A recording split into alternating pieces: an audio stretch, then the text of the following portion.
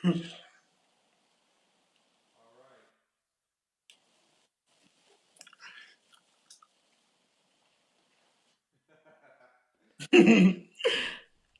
we're live, baby. Hi there, everyone. My name is Zack Kouns, and I'm here with my good buddy Rick Weaver, and we're gonna sing our little hearts out for you here tonight. And I think at the end of this, I think all of you will be ready to say the classic, iconic phrase, "Check, please." When Marty Brenneman was in grade school, there was an abundance of wetlands near his home. Marty was a lonely child and quiet, if you can believe it, and never once in his life has he rounded third and headed for home. Walking near these wetlands one afternoon when school had let out, he heard a muffled gurgling cry coming from a patch of cattails. Marty peered out across the expanse of shallow water and saw a toddler flat on his back, face half submerged, tired from struggling to keep its nose and mouth above the algae blooms and floating rhizomes, face yellow with pollen and blue as an unrequited lover's heart. Marty took off his shoes and socks, rolled up his trouser legs, and off our little hero trudged into that silty, swampy morass. But as he got closer, he noticed something peculiar. The drowning toddler had become a panting fawn that had been pierced by a primitive arrow. Marty moved still nearer, thinking, I can remove the arrow if she'll stay still enough. And as he closed the distance to within a couple of flat-footed boyish strides, he realized that it was God herself laying in the water, and a hush and a darkness and a timelessness fell over the universe so that the only two beings left were God and this small, muddy-footed child. Marty stammers out a phrase incomprehensible at first, but building to a fever pitch, and he finally exclaims with perfect lucidity, "This one belongs to the Reds!" Marty Brenneman. Wow. The Bader's famed up. the famed sportscaster from for the Cincinnati Reds from the 1970s all the way to last year. Rick, how about that? Well, I You ever seen feel his Don Russ Diamond Kings baseball card? I've seen them all, baby. I've seen the Upper Deck, the Fleer, the Fleet, the Skybox, the Chatterbox, the Don Ross. Yeah, that's the Don Ross, the Diamond King. And I seen this one with this guy Bo, spelled B-O, with like tiger flames and green, purple dashes and stripes all over the place, and he's wearing a hat. Yeah, that's Bo Jackson. He played two sports, And I saw baseball and football. I saw this other one. There's like a little soup thing that looked kind of like there was a little Holy Grail in the corner. If the Holy Grail was a crock pot. That was Deion Sanders. He played two sports. It was baseball and football. Oh, well, I do feel like you're gonna teach me a lot about baseball tonight. And I'm curious. School's in session, Rick. All right, I got a pen here. Anyway, Yeah. you got anything about I'm trying to think of Chevy Chase. Yeah, it's really funny you ask, Rick, because I've got a real pot boiler about Chevy Chase. Why don't you hit it, Maestro? You got it. The year is 1986, and Chevy Chase just snorted 180 milligrams of yellow coke, the kind that smells like kerosene. Several hours earlier, he took 1.5 grams of an experimental Russian anxiolytic that the space program gave to their astronauts. He is on the set of the Three Amigos in his trailer, and he is wearing a Santa Claus suit, but he can't remember why. Santa isn't perfect, but mixing sedatives and stimulants, Chevy, come on. You're a rookie. Just admit it. And now, y'all, we are all in for it. Santa stumbles onto the faux desert set and asks a stunned Martin Short where Chevy's trailer is, and Martin stammers out a little half-hearted joke that I won't bother repeating. Why don't you just save your little vaudeville song and dance routine for the saps whose lives are so small and so sad that they'll go to desperate lengths to laugh so that they can hold back their bitter, grievous tears, if only for an hour and a half. Martin feebly points toward a weather-beaten trailer in a dimly lit enclave. And there, Chevy is shivering, breathing shallow, panicked breaths, and is soaked to the bone in sweat. Why don't you let me tell you something, you crazed, bloated, funny man? There's a fox loose in the hen house, and I am that fox. And I am also the hens, and I am also the house. I am the unseen hand that unlatches the lock and lets the fox sneak in. I'm the carnage and I'm the gore. I am the eternal hunger of the fox. I'm the atavistic paralyzing fear of the hen. I'm the unhatched egg. How far back can you remember, Chevy? You are one step removed from the man lost in the desert, desperately trying to build a fire before the unforgiving, never-ending moonless night tumbles down from the heavens. You are starving to death, and there's a crudely skinned desert sidewinder snake in your satchel. You gotta build that fire, Chevy. But don't worry, because Santa Claus is coming to town.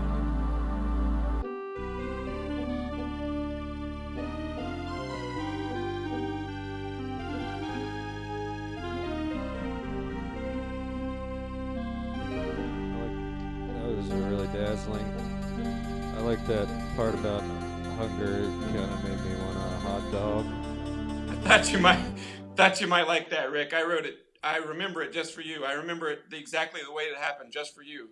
Well, do you have anything to say that involves Santa and a situation with Lord Invader and Lee Hazelwood, and maybe some other mentions of things that happened in reality in the past and present?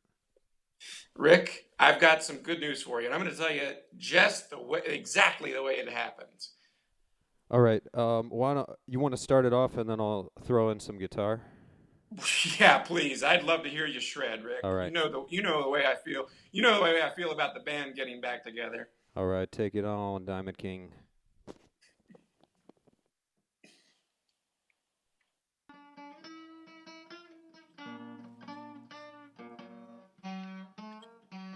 Santa is dancing to calypso music in his living room, half drunk on peppermint schnapps with a crazed look in his eyes.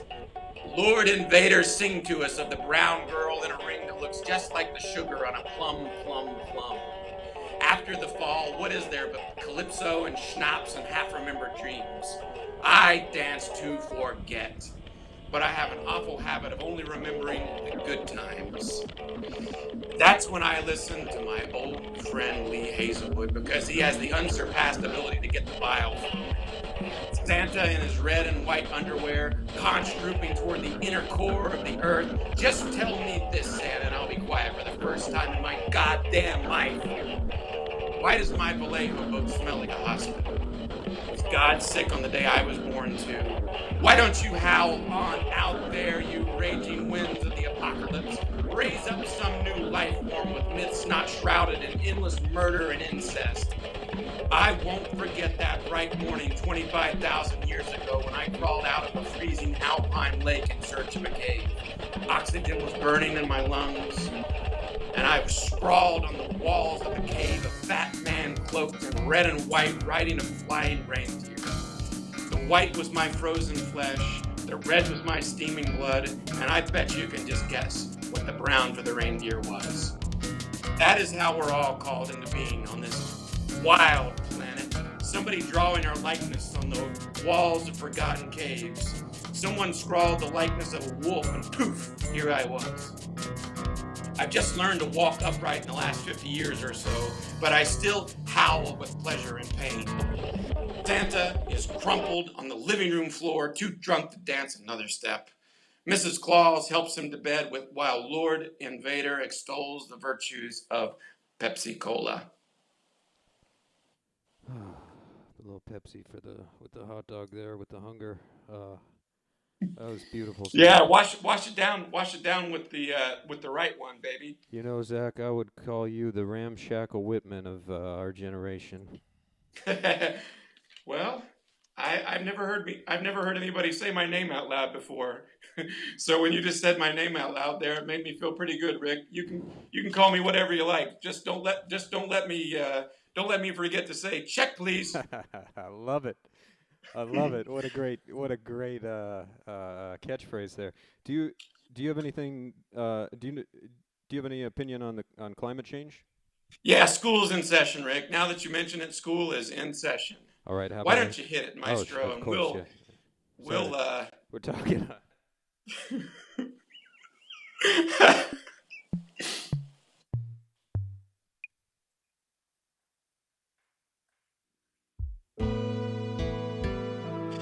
I know what the polar ice caps are, and so does Santa Claus himself.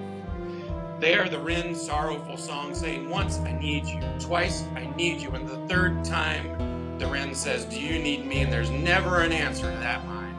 Or I'll concede that maybe they are the blue jay fanning out its tail feathers before it shits on the schoolboy waiting on the bus.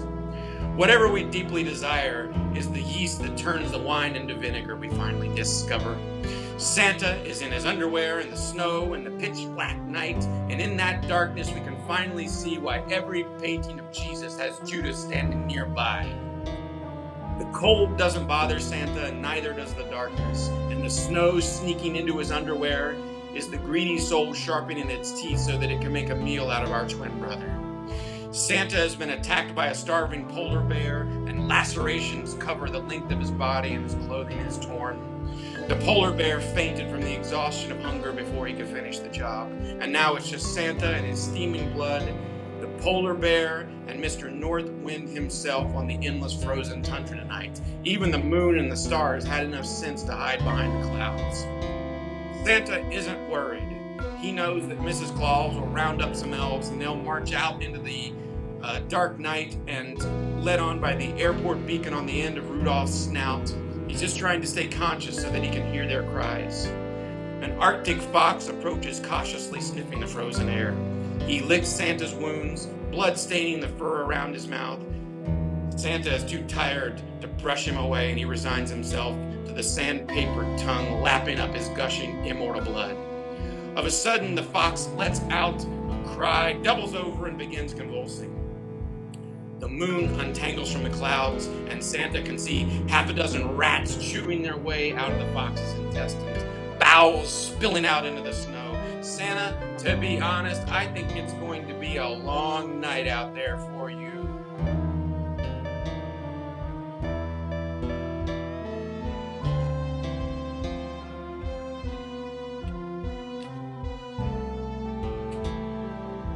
That definitely didn't curb the hunger there. Just constant hunger. I think you're hungry for baseball, Rick. Am I right? Yeah, I think we kind of wandered Off the beaten path? off the sand Right lot into the there. weeds, huh? I was trying to think Well, of it the is word. VOV. Remember that night that we almost drowned in the very, very shallow creek? Do you remember when we rolled down that hill into nothingness and darkness and were screaming for our lives for somebody to save us? And no one saved us, and we're still there. Yes, I remember that, Rick. I remember that happening 5 seconds ago, and we're still trapped there, and we're never getting out, and no one's listening to this, and we're just howling into the void. But one thing I know for sure is that Tom Browning pitched a perfect game on LSD, and I'm going to tell you a little bit about it. If you'd like to learn about the sport of baseball, Rick, the 1990 Cincinnati Reds in particular. I'd love to, yeah. What about a triple threat? Yeah, you know what? Let's go 1, 2, 3. Why don't we? Three strikes, and Yeah, I dare wager to say that we're out. we'll flip the coin. It's either gonna be a triple hitter or a strikeout. My money's on strikeout, and after the strikeout, I'm going to look directly at the bartender and say, "Check, please." I love it every time. Yeah, you didn't think I was going to sneak it in again, but Well, I've been practicing all day. you want I've been saying something "check, please" to every person I pass. you got your own personal laugh track here. Yeah, that's why this band works. You want something in the vein, like kind of peppy, in the vein of something like Bjork, "Enemy of Me," or "Mine Enemy," or what, you know? I think that sounds terrific, Rick. But Yes. but with that certain coon slash Weaver flair. Yeah, yeah. Let's put our own flavor, and that flavor is hot dog water.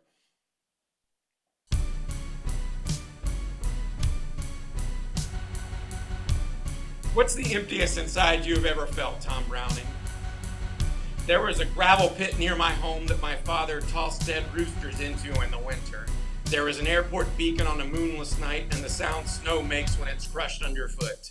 See, it's like this. A bear kills your son, you kill the bear, and never-ending life lays its palm gently on your brow, and you become a hemlock sapling with aphids burrowing into your bark.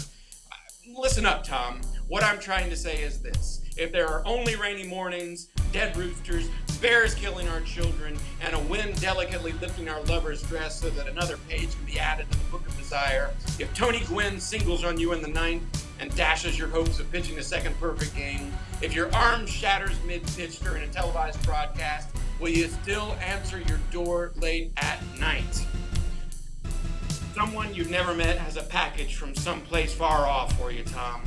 Even if you've given up hope for a better life, which is the overgrown path joy chooses to encounter us upon, wake your sleeping children and stir your loveless wife.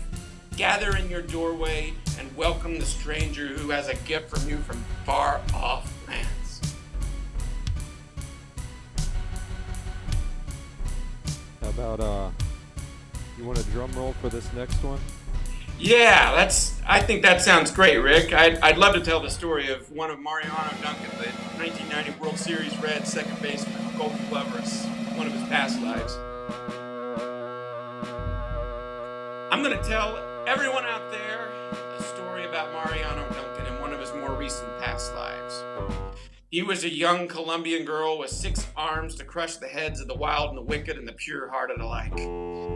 Mariano was perched on a golden throne, those 6 vicious arms at rest, eating bananas without peeling them, skulls scattered around the throne, still gory with viscera, birds of paradise shitting on her head, eyes never wavering, always transfixed on some arcane vista inside the wounded human heart, ready to rip it out with her sharpened teeth, just so it stops beating forever and forever and forever and forever.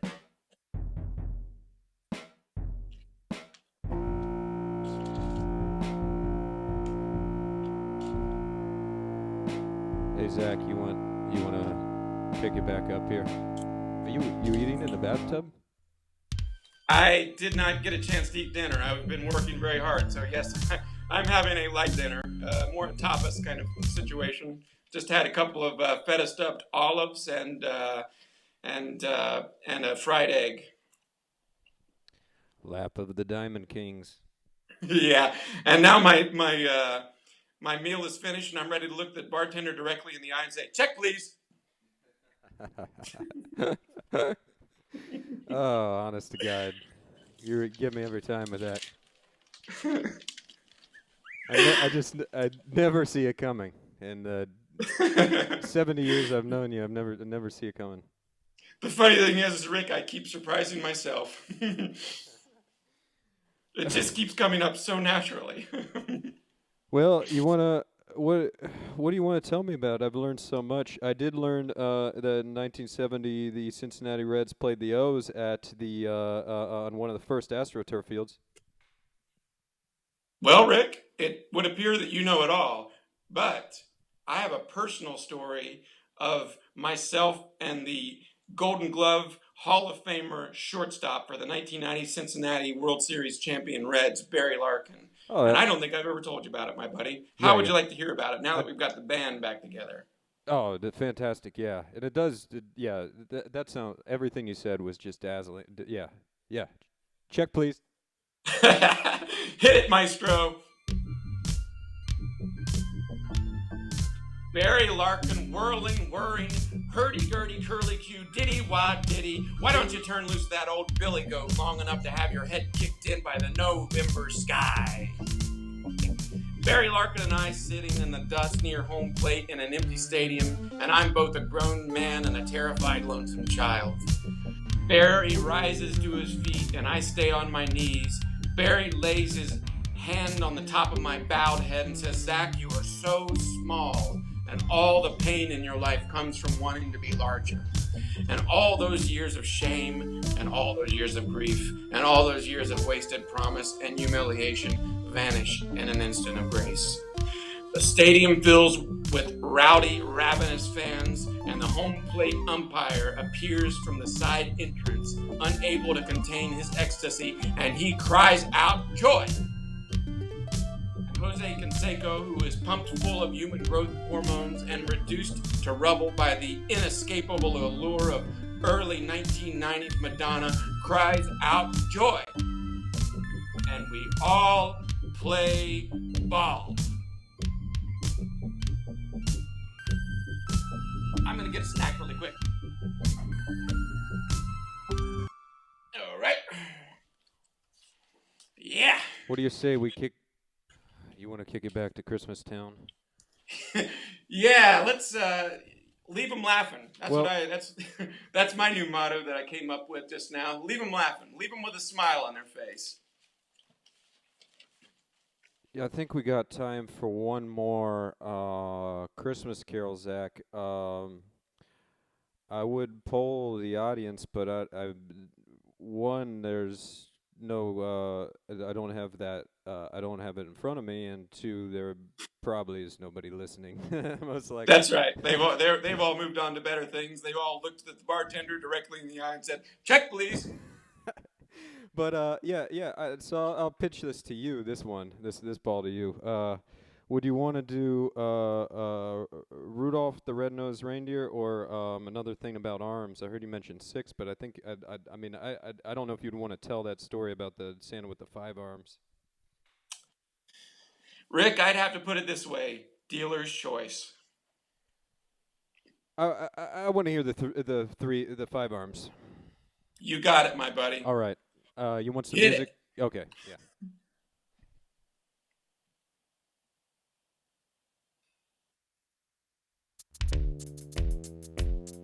Santa is taking some part-time work at Harry's bar to pass the time and get out of the house a little while. I am dumb, Harry.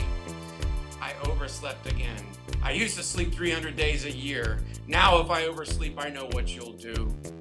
Last night, Santa grew 3 arms. If he's late to work one more time, Harry's gonna paint him bronze, get an altar of human skulls to sit behind him as a backdrop, a throne with arms of stuffed snapping alligators vomiting a bouquet of swamp orchids from their gaping jaws, and he'll just sit there sagely. Santa doesn't want that. I mean, who would? And just imagine how crooked he's walking with 3 arms on one side of his body and only 2 on the other. Maybe he'll grow another tonight. Wouldn't it be awful if he grew 2? Oh, streams of jet blue holy fire with sunset shade circling behind, voices in every language, Santa with thousands of arms, always one more on the left side of his body, everyone coughing up blood, wormwood and mugwort, the human heart, a bear in a freezing poison stream watching fish float by belly up. Harry's bar is left empty with tumblers full of orb weaver spiders on every table ready for a swallow of pathogenic blood to give them one glorious glimpse of the victorious plague swimming in the tributaries of the circulatory system. Santa is filling 5 glasses full of Michelob Light at once with his nimble, dexterous extra appendages. Harry, let the man sleep in, because Santa is good for business. And business is booming because we got time for Rudolph. Oh, baby. Now you're talking. Lather up. Yeah. Lathers up. Let's get Bathers up. let's get the genius juice smeared all over my face here. Call me Kid Candy, Diamond King, because I'm I got a sweet tooth for Rudolph the Red-Nosed Reindeer melody sung in with you right now. Well, what can I say? School's in session, and the school is a bartending school, and I look at the bartender and I say, check, please. Dr. Kouns, let's hit it. Rudolph The the red-nosed red-nosed reindeer reindeer had a had a very very shiny shiny nose, nose. And and if if you you ever ever saw saw it, it, you you would would even even say say it it glows. glows. All All of of the the other other reindeer reindeers used used to to laugh laugh and and call call him him names. names. They Rudolph never never let let poor poor Rudolph Rudolph join join in in any any reindeer reindeer games. games. Then Then one one foggy foggy Christmas Christmas Eve, our Eve, buddy Santa Santa Claus, he came came to to say, ho, say, ho, ho, Rudolph, Rudolph, with with your your nose nose so so bright, bright, won't won't you you guide guide my my sleigh sleigh tonight? tonight? Then all All the the reindeer reindeers loved loved him, him, and they and they shouted shouted out out with with glee, glee, Rudolph Rudolph the the red-nosed red-nosed reindeer, reindeer, you'll you'll go go down down in in check, please. history Check, please, check, please, check, please, like check, please, George check, please. Washington. In the words of the great Barry Larkin. Check, Check, please. please. All right, I'm gonna stop the streaming here. Do you have any last parting words here? I don't think I could put it any better than Barry Larkin. He pretty much said it all for us. Thanks, Ben. Thanks for having us. Boy, and thanks to all the people out there in VOV land, and thanks to the 1990 Cincinnati World Series Reds. Thanks to Donruss Diamond Kings baseball card. Thanks to Trotter Huff. Thanks to all the folks out there at Team Capra. Thanks to my good buddy Rick Weaver. And here's a gentle reminder for you all. No man is a failure that has friends. From the bathtub, over and out.